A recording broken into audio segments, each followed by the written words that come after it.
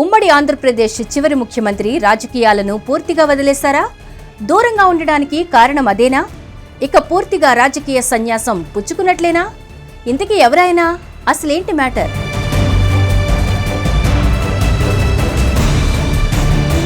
ఉమ్మడి ఆంధ్రప్రదేశ్కు చివరి ముఖ్యమంత్రిగా వ్యవహరించారు నల్లారి కిరణ్ కుమార్ రెడ్డి. ప్రస్తుతం బీజేపీలో ఉన్న ఆయన ఈ మధ్య జాడేలేరు. బీజేపీ కార్యక్రమాలకు సైతం ఆయన హాజరు కావడం లేదు.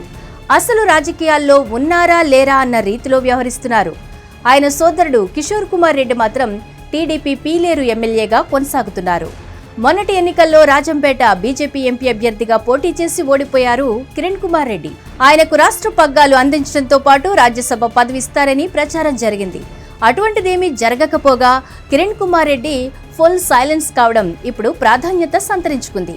ఆయన రాజకీయాల నుంచి తప్పుకున్నట్లేనా అని చర్చ నడుస్తోంది.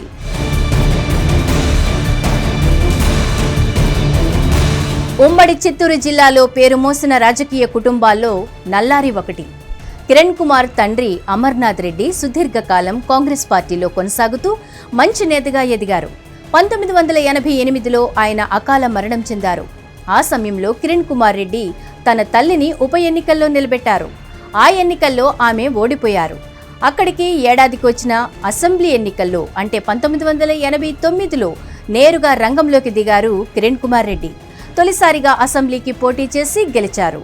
1994లో రెండోసారి పోటీ చేసి ఓడిపోయారు.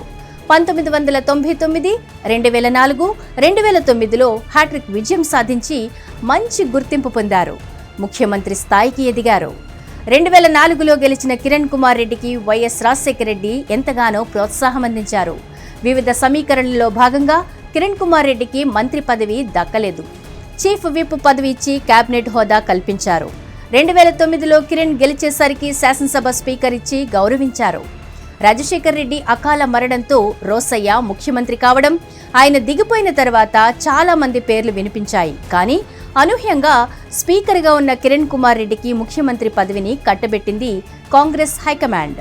అయితే 4 ఏళ్ల పాటు మంచి పాలన అందించగలిగారు కిరణ్. కానీ రాష్ట్ర విభజన పుణ్యమా అని కిరణ్ నాయకత్వం ప్రమాదంలో పడింది.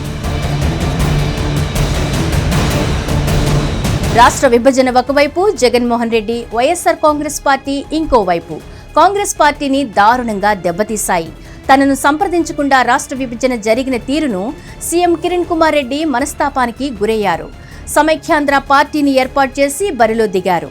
అటు తర్వాత పార్టీ ఘోర పరాజయంతో పూర్తి రాజకీయాలకు గుడ్ బై చెప్పేశారు.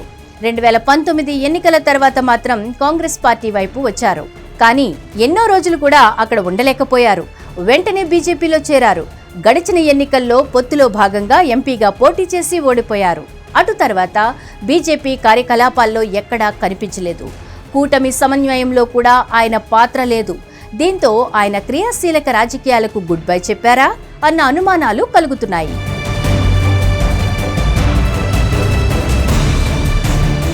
హిట్ టీవీ యాప్, ఇందులో short news, live news, entertainment shows, movies, digital magazines తో పాటు మీ జిల్లా వార్తలను కూడా ఫ్రీగా చూడొచ్చు.